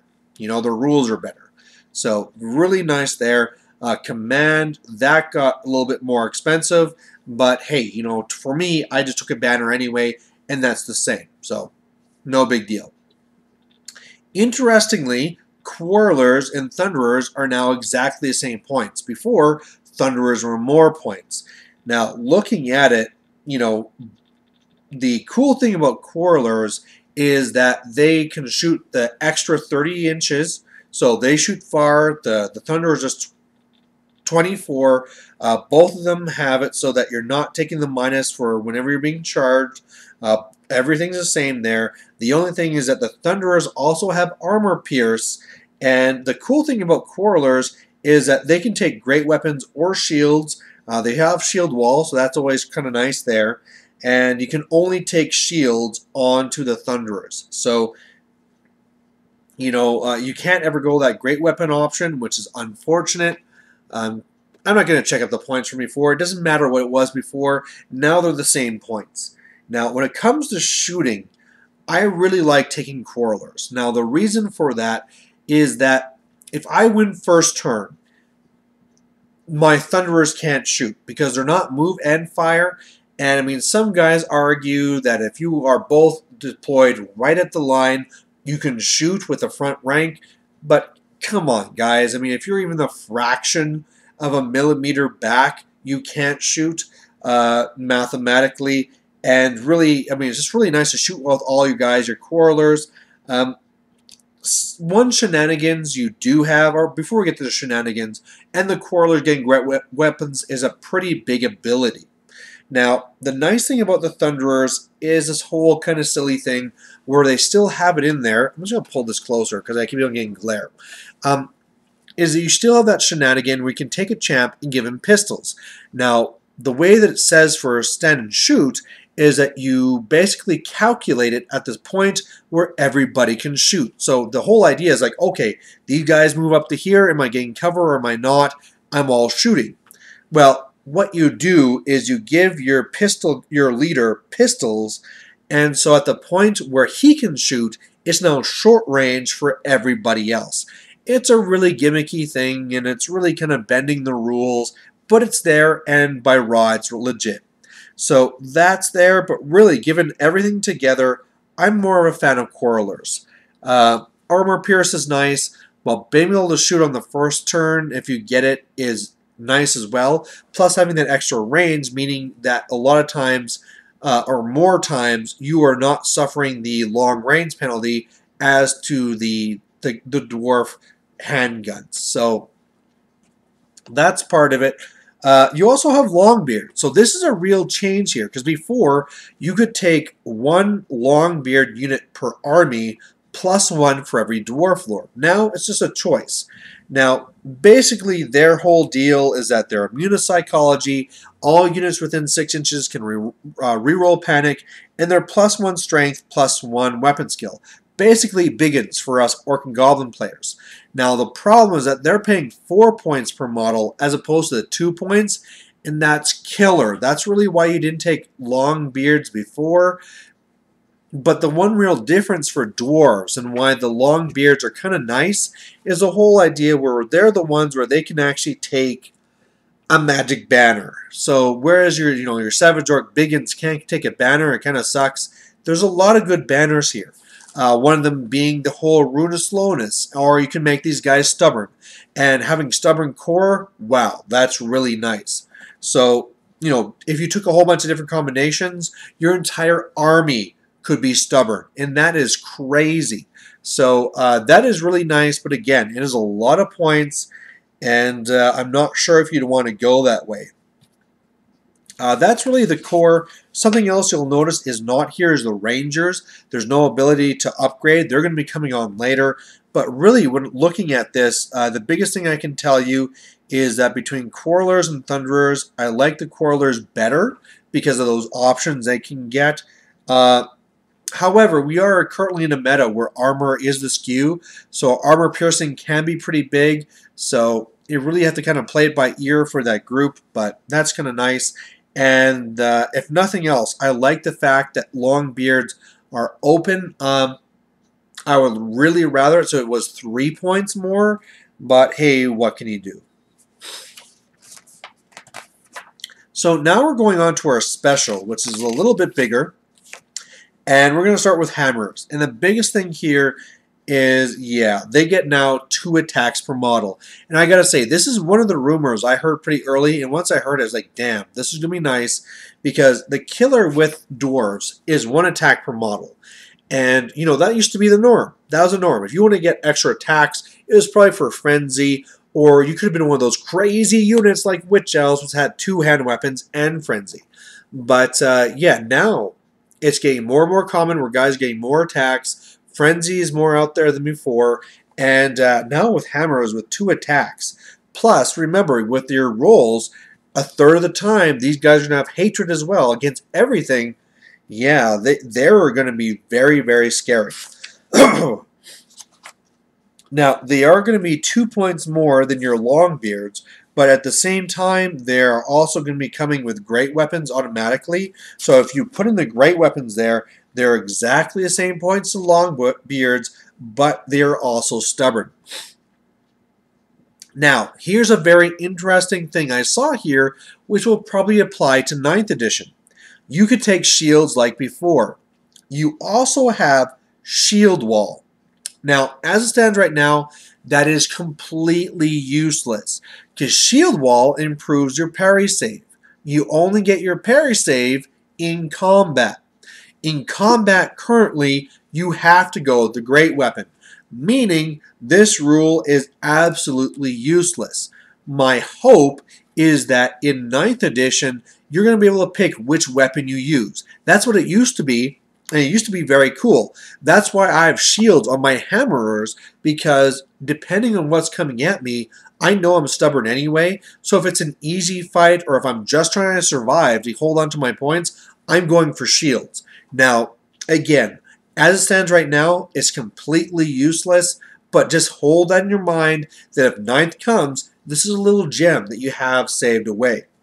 As it stands, these guys are amazing. Another little addition they have as well is Kingsguard. And basically, this is like the Grail Knights for Bretonnia, where they can all issue challenges. However, for them, you have to have a Lord in the unit. So if you have your Dwarf Lord in there, and something charges you don't like, oh, model number 1, you take that challenge. Model number 2, you don't need to care about having champs, just general guys go and take the challenge. Very cool to do. So I love this unit. Then we get to Ironbreakers. Now, Ironbreakers on their own still have some of the same problems as before. They do have shield wall, so that all the time they are always getting a 5+ ward for their parry. So that is nice, having a 3+ armor, a 5+ ward rather. It does make them very kind of tanky and stuff like that. They're the same points as the hammerers, and they're the type of guy which can kind of hold there, but it's kind of weird. If you want a unit that can hold a spot, you probably want them to be unbreakable. The higher armor is nice, but if you're going to be losing combat res, then you're probably going to be breaking. So it's better to be stubborn or killy so you don't lose in the first place. So that's always going to be a real issue with these guys. They also come with now a Cinder Blast Bomb, which is completely new from before. And basically what it is you can only take it on your unit champ. And it is basically a very short range grudge thrower, a very short range stone thrower. And so really for the points, I'd say it's worth it. You know, you might not use it in a game, but hey, it's still a good ability. The problem is, again, like I said, I am not a fan of this unit. Now, again, we're going to be getting in a later video about special characters, and of course, too, if you ever had a anvil, you could go and cast a spell on these guys, so they had a 2+ armor save, but you can pretty much guarantee your opponent's going to try and shut that down. So even though it's an option, that's nothing you would depend and make a game strategy on. Next, we have miners. Miners are a point cheaper than before. They are basically the same as before, except now they have no anvil less in charge. So, sad face. The unit now can take blasting charges, and basically what it is a very short range strength 4 attack. One use only. Don't take it. Just don't take it. You know, really your best use for it is to come on, go wide, and everybody throws these things, and you do a little bit of damage. But for the most part, I mean, you should not be getting charged and doing this as stand and shoot because you're coming on from the flank, they have to turn in the face, and then you charge them. So the whole shooting thing doesn't come in. It's really just comes down to coming on the board and shooting, and it is just too weak and too expensive because now you're paying for every guy in the unit, and it just sucks. You know, maybe if you have a small unit and they're going after war machines, and on the turn you show up, you'll shoot and hopefully destroy a war machine if you get like 3 6s. But it is just such a long shot for so many points. So really, taking those bombs, I wouldn't do. But miners, for what they are, is pretty nice, right? You have no anvil now that lets them charge. But hey, you know, take a horde of great weapon miners is the same point as a horde of great weapon regular warriors of great weapons. Except that we have ambush, so we can come on from wherever. And ambush is better than the way it was before, because the way it was before is on turn 2, they come on a 4+, your steam drill could re-roll that, but with ambusher rule, they come on a 3+. So there's a better chance they'll be showing up even without the steam drill. You know, as it is, I don't even know what I'd take the steam drill. Before, I always took it. But now, I think I just skip it. But, yeah, they are definitely a solid choice.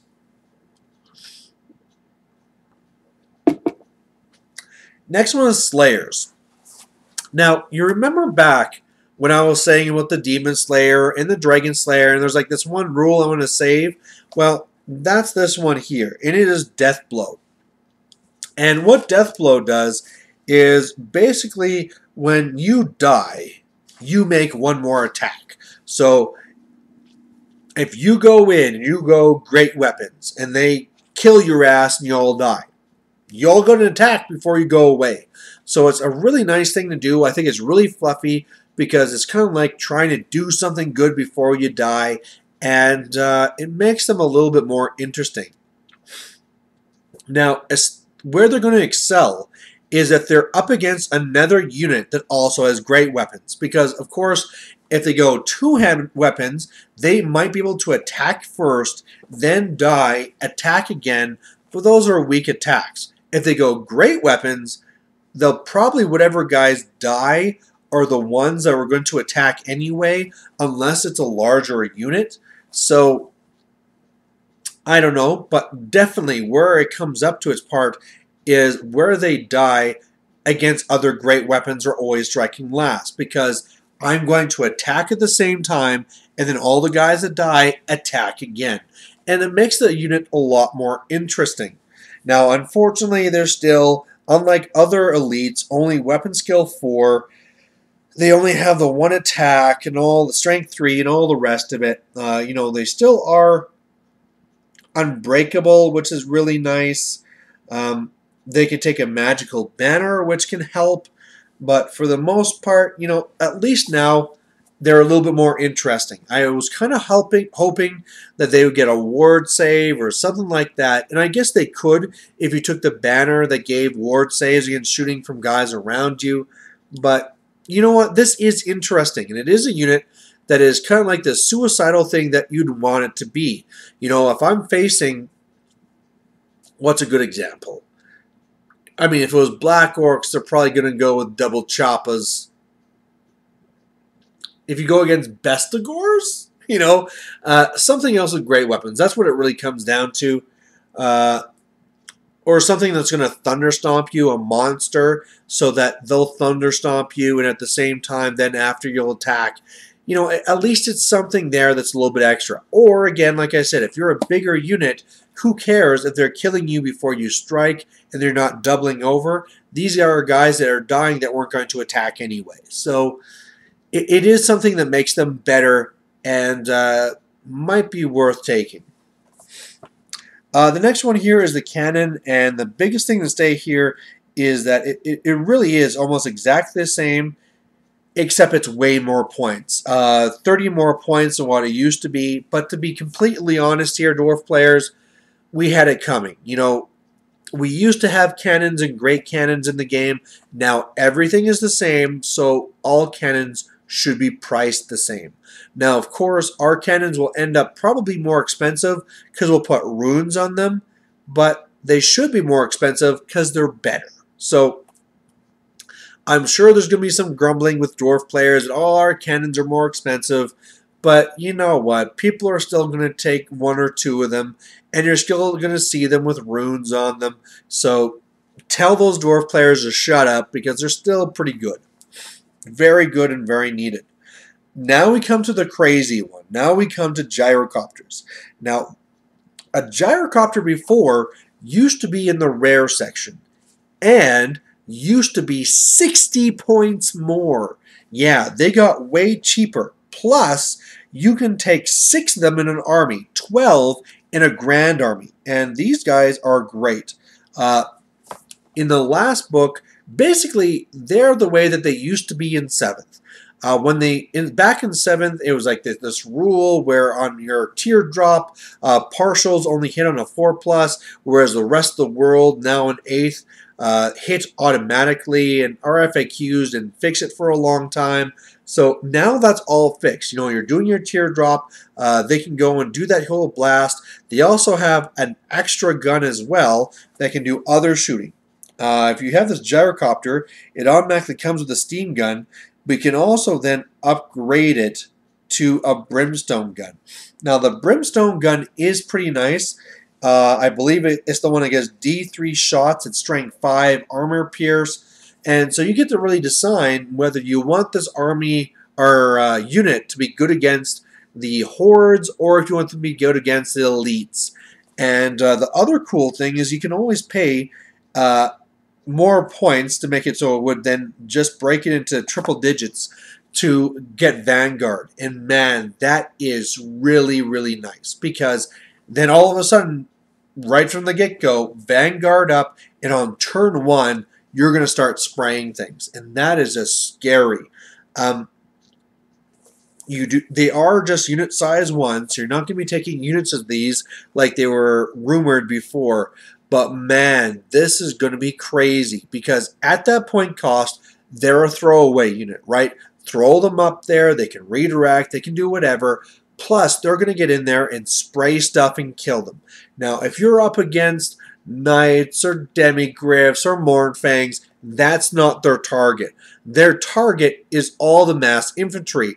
Oh, you know, like those hordes of witch elves that you're starting to see all over the place. If you see dark elves, you are going to wipe the floor with them because if you go do the craziness and you have like 6 of these things, they're going to fly up and whoosh. They're just going to disappear. You know, oh, you got executioners? Yeah, take them off the table. Just take them off.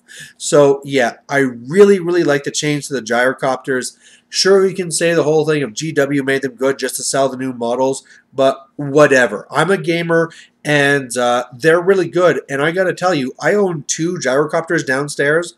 I'm going to get at least 2 more because they're that good. and they're definitely going to work their way into your army.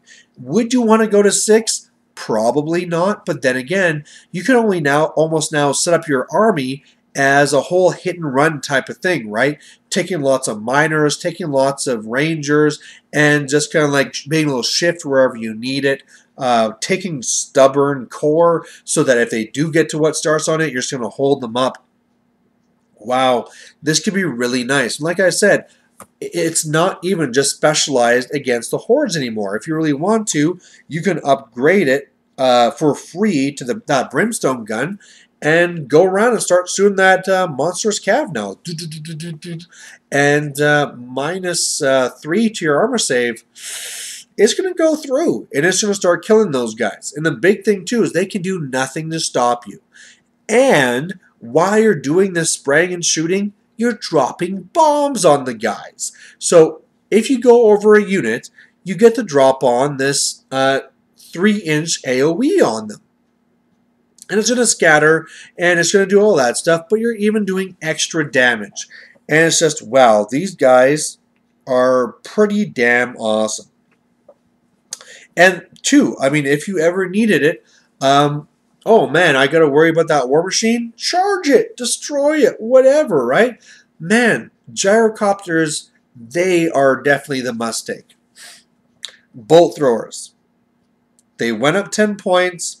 They didn't get any better. I don't like them. What can I say? You know, it's hard to take these things. I mean, they had that one rune, like we said, where they get +1 to hit. You could always beef it up with a master engineer, but it's just, oh, they're just not in the right world anymore. Because even with cannons getting more expensive, you know, cannons do a pretty good job of hitting, and they have the high strength, and they do D6 wounds rather than D3.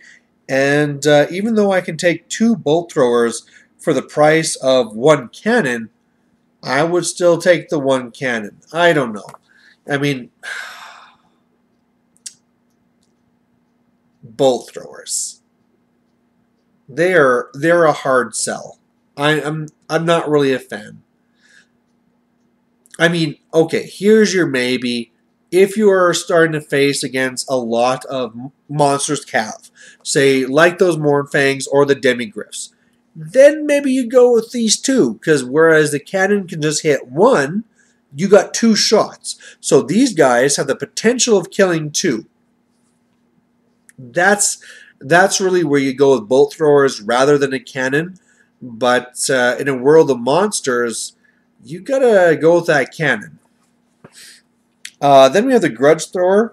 Its biggest change is in the runes, right? To me, last edition, every single time, +2 strength, reroll the scatter. Now, you can go for +1 strength, armor pierce, was it? Now, it's been a few hours since I did that. And you can take that other one where you reroll the scatter, and, oh, sorry, that's it. You reroll to wound. So, it's, you know, if you drop it on that guy's head there, if you roll that 1, all of a sudden you can re-roll that, so that's pretty nice. I'm just trying to find it here. And why is this so difficult? Here you are. Yeah. Yeah, no armor pierce, nothing like that. You're just +1 strength and re-rolling 1 to wound. So strength 4, though, still isn't very bad. And you know what? I mean, for a guy that knows about a world of trebuchets and stuff, having those stone throwers drop on units on strength 5 is pretty deadly. Strength 4 will still get its points back, and against monsters, you're now re-rolling the 1s. So I think you're still going to see these. They got worse, but hey, they're good anti-monster that don't have to worry about, say, like chimera screens or anything like that, troll screens. They just hit the guy, and hopefully it'll take him out. So that's all the special. To me, the big winners are the gyrocopters and the hammerers. The gyrocopters are going to be so amazing at being annoyances, getting up there, spraying things away, redirecting when you need it, or double fleeing, and then the hammerers will be there to finish it off. You know, 2 strength 6 attacks, which could be hatred, that's a huge deal. The loser for this is still really the Ironbreakers and the Slayers. You know, like I said, the Slayers got more interesting, but again, I am not a fan of an advantage which triggers off of you dying. So, yeah, pretty unfortunate, but that's the way it goes. Rare units. First one, we got the organ gun. And this one needs a drink because it got worse. Which is okay, because it was something that needed to be changed. I mean, before, if you had chameleons hiding in a building, whatever, you're all dead. And that was ridiculous. I'll say as a dwarf player, that was ridiculous. So we all knew it was going to change. The way that organ guns work now, and they're the same cost as they were before, is you roll 2 artillery dice.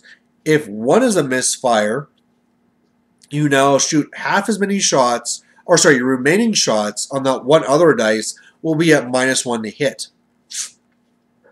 Otherwise, the numbers that you roll is the number of shots you have. You still have to roll the hits and everything else, but there's no more auto hits. That is gone.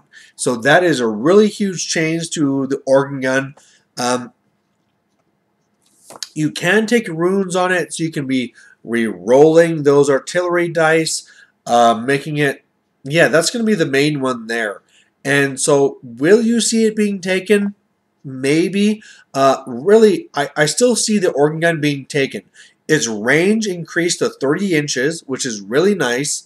And as well, this is a really nice thing where you can just shoot it at something to try and finish it off or pick away at it. Because let's face it, Strength 5 Armor Pierce is pretty nice. And auto hits are pretty crazy, and you had those extreme situations. But for the most part, if you have 1 artillery dice that automatically hits, or 2 artillery dice that hit on a 4+, it works out to the same thing.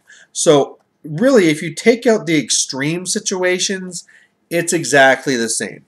And then you can always put in the runes to make it safer and all the rest of it. But hey, you know, I could still see taking 2 of these bog standard. Whereas before, taking 2 was just an automatic. You do this all the time. I think you'll see 1 of these now, and then maybe 2. But probably just the 1, if anything. Then we come to the flame cannon.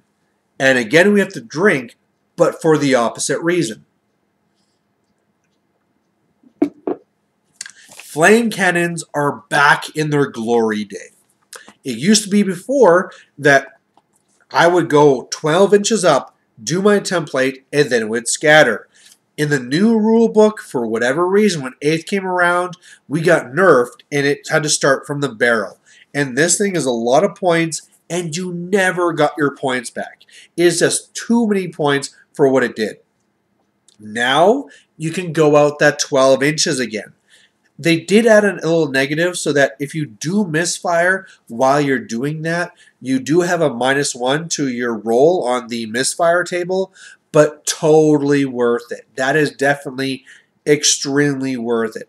This thing here is going to get into units, rip them apart, and between this and the gyrocopters are going to shred units before they even see combat. And whereas the gyrocopters are strength 3, this is strength 5 armor pierce. So it is just going to really slaughter lots of guys, cause a panic test. And it's one of these things too where now you have this long range where if you see a unit coming down the flank that you know has a moderate or low leadership, shoot over them, kill at least 1, they might panic right off the board. Very, very good tool. So, you know, really good to see that this is coming back to a time where it's actually useful again, and it can now take engineering runes. Whereas before, the old fluff was like, oh, flame cannons are too new. You can't put engineering runes on these things. Yeah, screw all that fluff. You can now put runes on this thing again. And probably the biggest one is going to be the Rune of Forging, so you can re-roll the artillery dice. That's probably going to be the most common one here. Rune of Penetration for +1 strength. That could be there as well. But yeah, really happy to see that I'll be pulling out my flame cannon again. Now we get the Rangers, which is crazy because they went from core all the way to rare. And that's a big jump. You know, if something goes from special to rare, okay, you know, whatever. But core to rare? That's a big jump for sure, and a real game changer. Now, the way that we were before is basically you had a unit, and any core unit you could go and make it Rangers. And really, your Rangers can then be anything. Are they Longbeards? Are they Quarrelers? Are they Warriors? Are they Thunderers? What are they going to have? Are they going to give them throwing axes too? And there was a wide variety of what these guys could be. Now, they're just automatic. So every Ranger is going to have a hand weapon, a great weapon, a throwing axe, a crossbow, and heavy armor. So, I mean, the hand weapon doesn't really matter. But, yeah, this is kind of an interesting one. You can also give them shields for 1 point, which, again, since they have great weapons, is not going to really matter other than shooting. And, again, this is something where, unfortunately, they're not like the other ones where they don't even have that shield wall. So if they get charged, and if this was in the, like, say, 9th edition, where maybe you could choose weapons, they're still not going to get that. So that's kind of makes me wonder, I don't know. But really what I see here is whereas other units have to be 10+, these guys have to be 5+. So what I would do with these guys, and by the way, they're scouts just like before, is I would take them and I would take just 5. You know, at 5 points, they're not very much. They are under 100 points, and what you could do is just set them up and they're off on a flank and say, you could come after me, but I'm not going to do very much. And then meanwhile, I'm going to go towards your war machines. You know, turn 1, I'm 12 inches away. So turn 1, I'm now marching up to 6. Turn 2, I'm charging it. And, you know, 5 dwarves with great weapons, they're going to take care of it, no problem. So I think this is the way to go. Again, if you want to go crazy with miners and who knows where I'm going to be, you could take a big unit of these guys. And they'll be pretty damn good. I mean, they also have throwing axes, so if you charge me, I'm throwing axes at you before combat even happens. And then I got my crossbows when you're farther away. Great weapons in combat. You know, they're pretty badass. And they are the same points as hammerers, same points as ironbreakers, same points as longbeards with great weapons. So, you know, they are very, very interesting. They only have 1 attack, so I mean, if for pure killiness, the hammerers do have it there. But then again, these guys have crossbows and throwing axes. So I don't know. There is opportunity there, but again, I would rather just take them as a unit as like 5 or 6, something small where you're okay if it's being lost. Because worst case scenario, the army turns and deals with them. And then whatever went after them didn't go after the rest of your army. And let's be serious. These guys are good enough that if you send after them some wolves or some chaff, they're just going to kick their butts. So, yeah, they should be fine. And they're interesting. The only thing I don't like about these guys is because they have everything, I got to convert some more models up. Because I have nothing that could be these guys right now. Because you have to have great weapon, throwing axes, crossbow, you know, all that stuff on you. Now we're on to the new unit, and that is the Iron Drakes, which is kind of a weird name for them, but whatever. Really, what these guys have here is they come automatically with Grommel armor, which is forge proven, which is basically a 4+ armor with a 2+ ward against flaming. Not too bad to have. Their gun is 18 inches, strength 5, armor pierce. So it is pretty damn good. Yeah, I mean, it's one of those things where almost like these guys take the role of the old lead belchers, right? We're working on like your elite shooting unit. It's short ranged, but you know, we'll do pretty good here. We're gonna go and really kill guys off, and if you don't dedicate us, we're just gonna keep shooting and keep shooting, and we can really punch big holes in either your elite units or regular units or whatever we want. They have a few upgrades they can take. They can take the Troll Hammer Torpedo, which is going to be slow to fire. By the way, the regular guns are quick to fire, so they're always going to be standing shooting. And then this one will be strength 8 instead and do D3 wounds.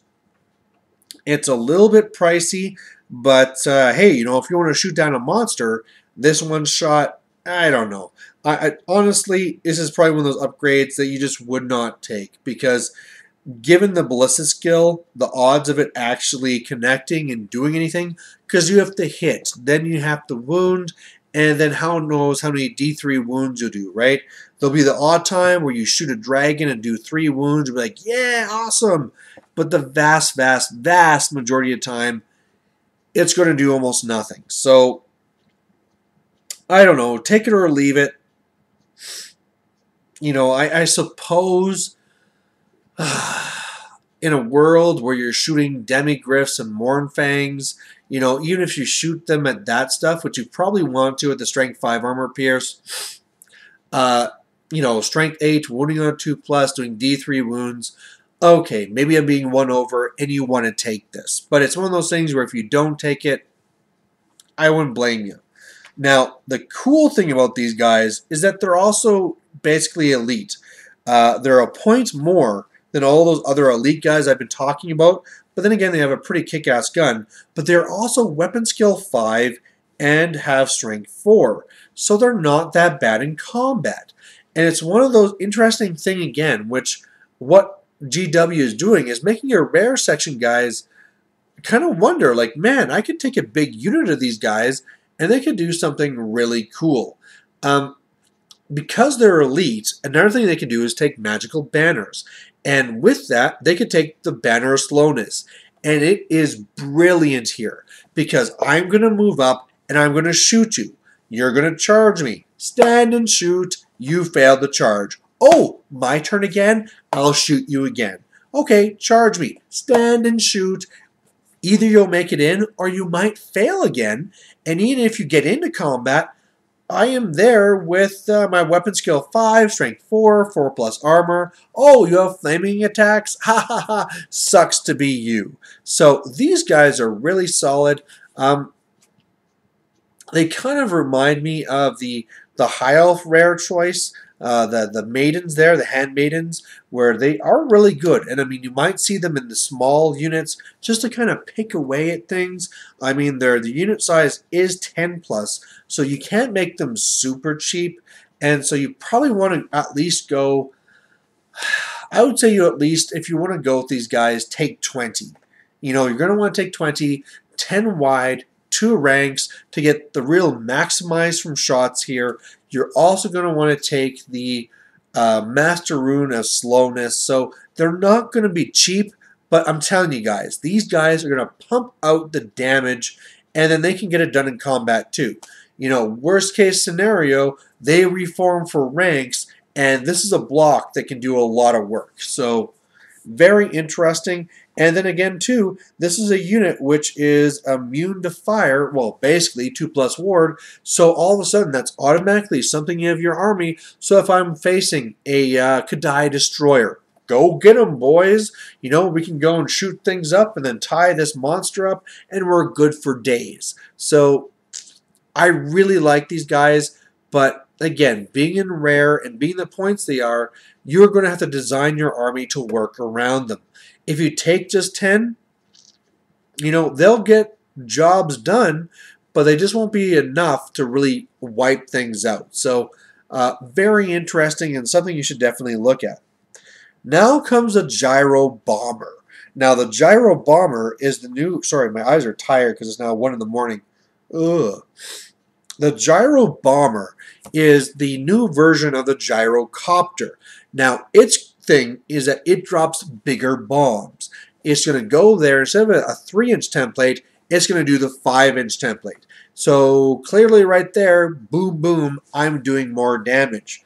It also comes in with another gun as well. So whereas the other one had to pick between the steam gun or that other gun, this one has the bomb and another gun as well.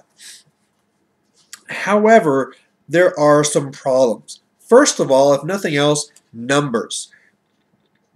Gyrocopter Special. You can take 6 of them. Gyro Bomber Rare. You can only take 2 of them.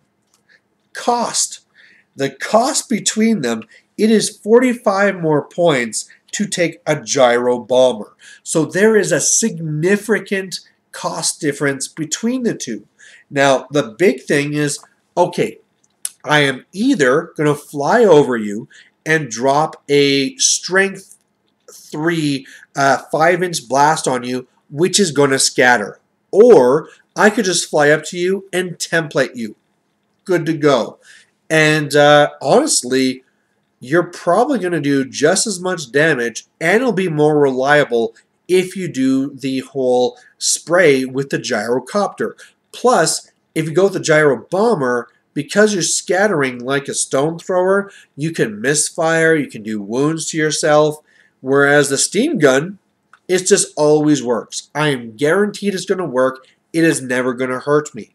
So really, as cool as this model is for the idea, it's just overshadowed by the Gyrocopter, which is just better to me. It does get the extra shots as well, but they're pretty weak. I believe it's only strength 4. I know it's strength 4, and it's not many shots. I'm not going to even bother looking it up. But overall, it's just not going to make that difference for points. You know, I could either take 3 Gyrocopters or 2 Gyro Bombers. And I'm going to take those Gyrocopters every time. So that's really what it comes down to. So there you have it for the rares. Now when it comes to the rares, the biggest winner I see here is, I want to be saying it's the Flame Cannon because it got so much better. But then again, if you are going lots with Gyrocopters, it might be overkill. It is nice to have something that is strength 5. The Organ Guns, it's hard to give a nod to that. I mean, you're going to see it, but it's not a must-take. The Flame Cannon is not a must-take either, although it is very nice. Actually, it might actually turn to the auto-take, but I would say the 2 big ones from the rare section to take away is Flame Cannons and Rangers. You know, yeah, I mean, we talked about the Gyrocopters and how they can multitask to go after war machines as well, but why do that when I can just spend a few points on these guys and they'll just go straight at them? But then again, the 5-man unit of these guys is not significantly cheaper. It's 10 points cheaper than taking a Gyrocopter. So you might just want to take a Gyrocopter, because whereas these guys would hope to have room to scout and then move up and then charge on turn 2, the Gyrocopter is going to fly up 20 and then charge it next turn as well. And then can also multitask to spray and all the rest of it. You know what? Rangers are off the list. They're interesting, but the killer there is whether you'll have a place to actually scout in. Because it could be that I got 5 guys and they get a scout in the front and they're like, oh, damn. Whereas a Gyrocopter can just like fly over and do whatever it wants. So that means that the Flame Cannon's the winner, and the biggest loser here, the Gyrocopter, Gyro Bomber. It just is so overshadowed by the Gyrocopter that it's just not competitive. I mean, at what point, especially since you could take 6, you know, if gyrocopters were limited at 3, I could see like, oh, I get 3, then I'll take 1 gyro bomber. But when you can take 6, at one point are you going to go crazy? I guess suppose if you're going for like, I'm going all flying, I'll have 6 of these and 2 of these guys. I guess you could go for like the flying dwarves, but overall then, that's now everything.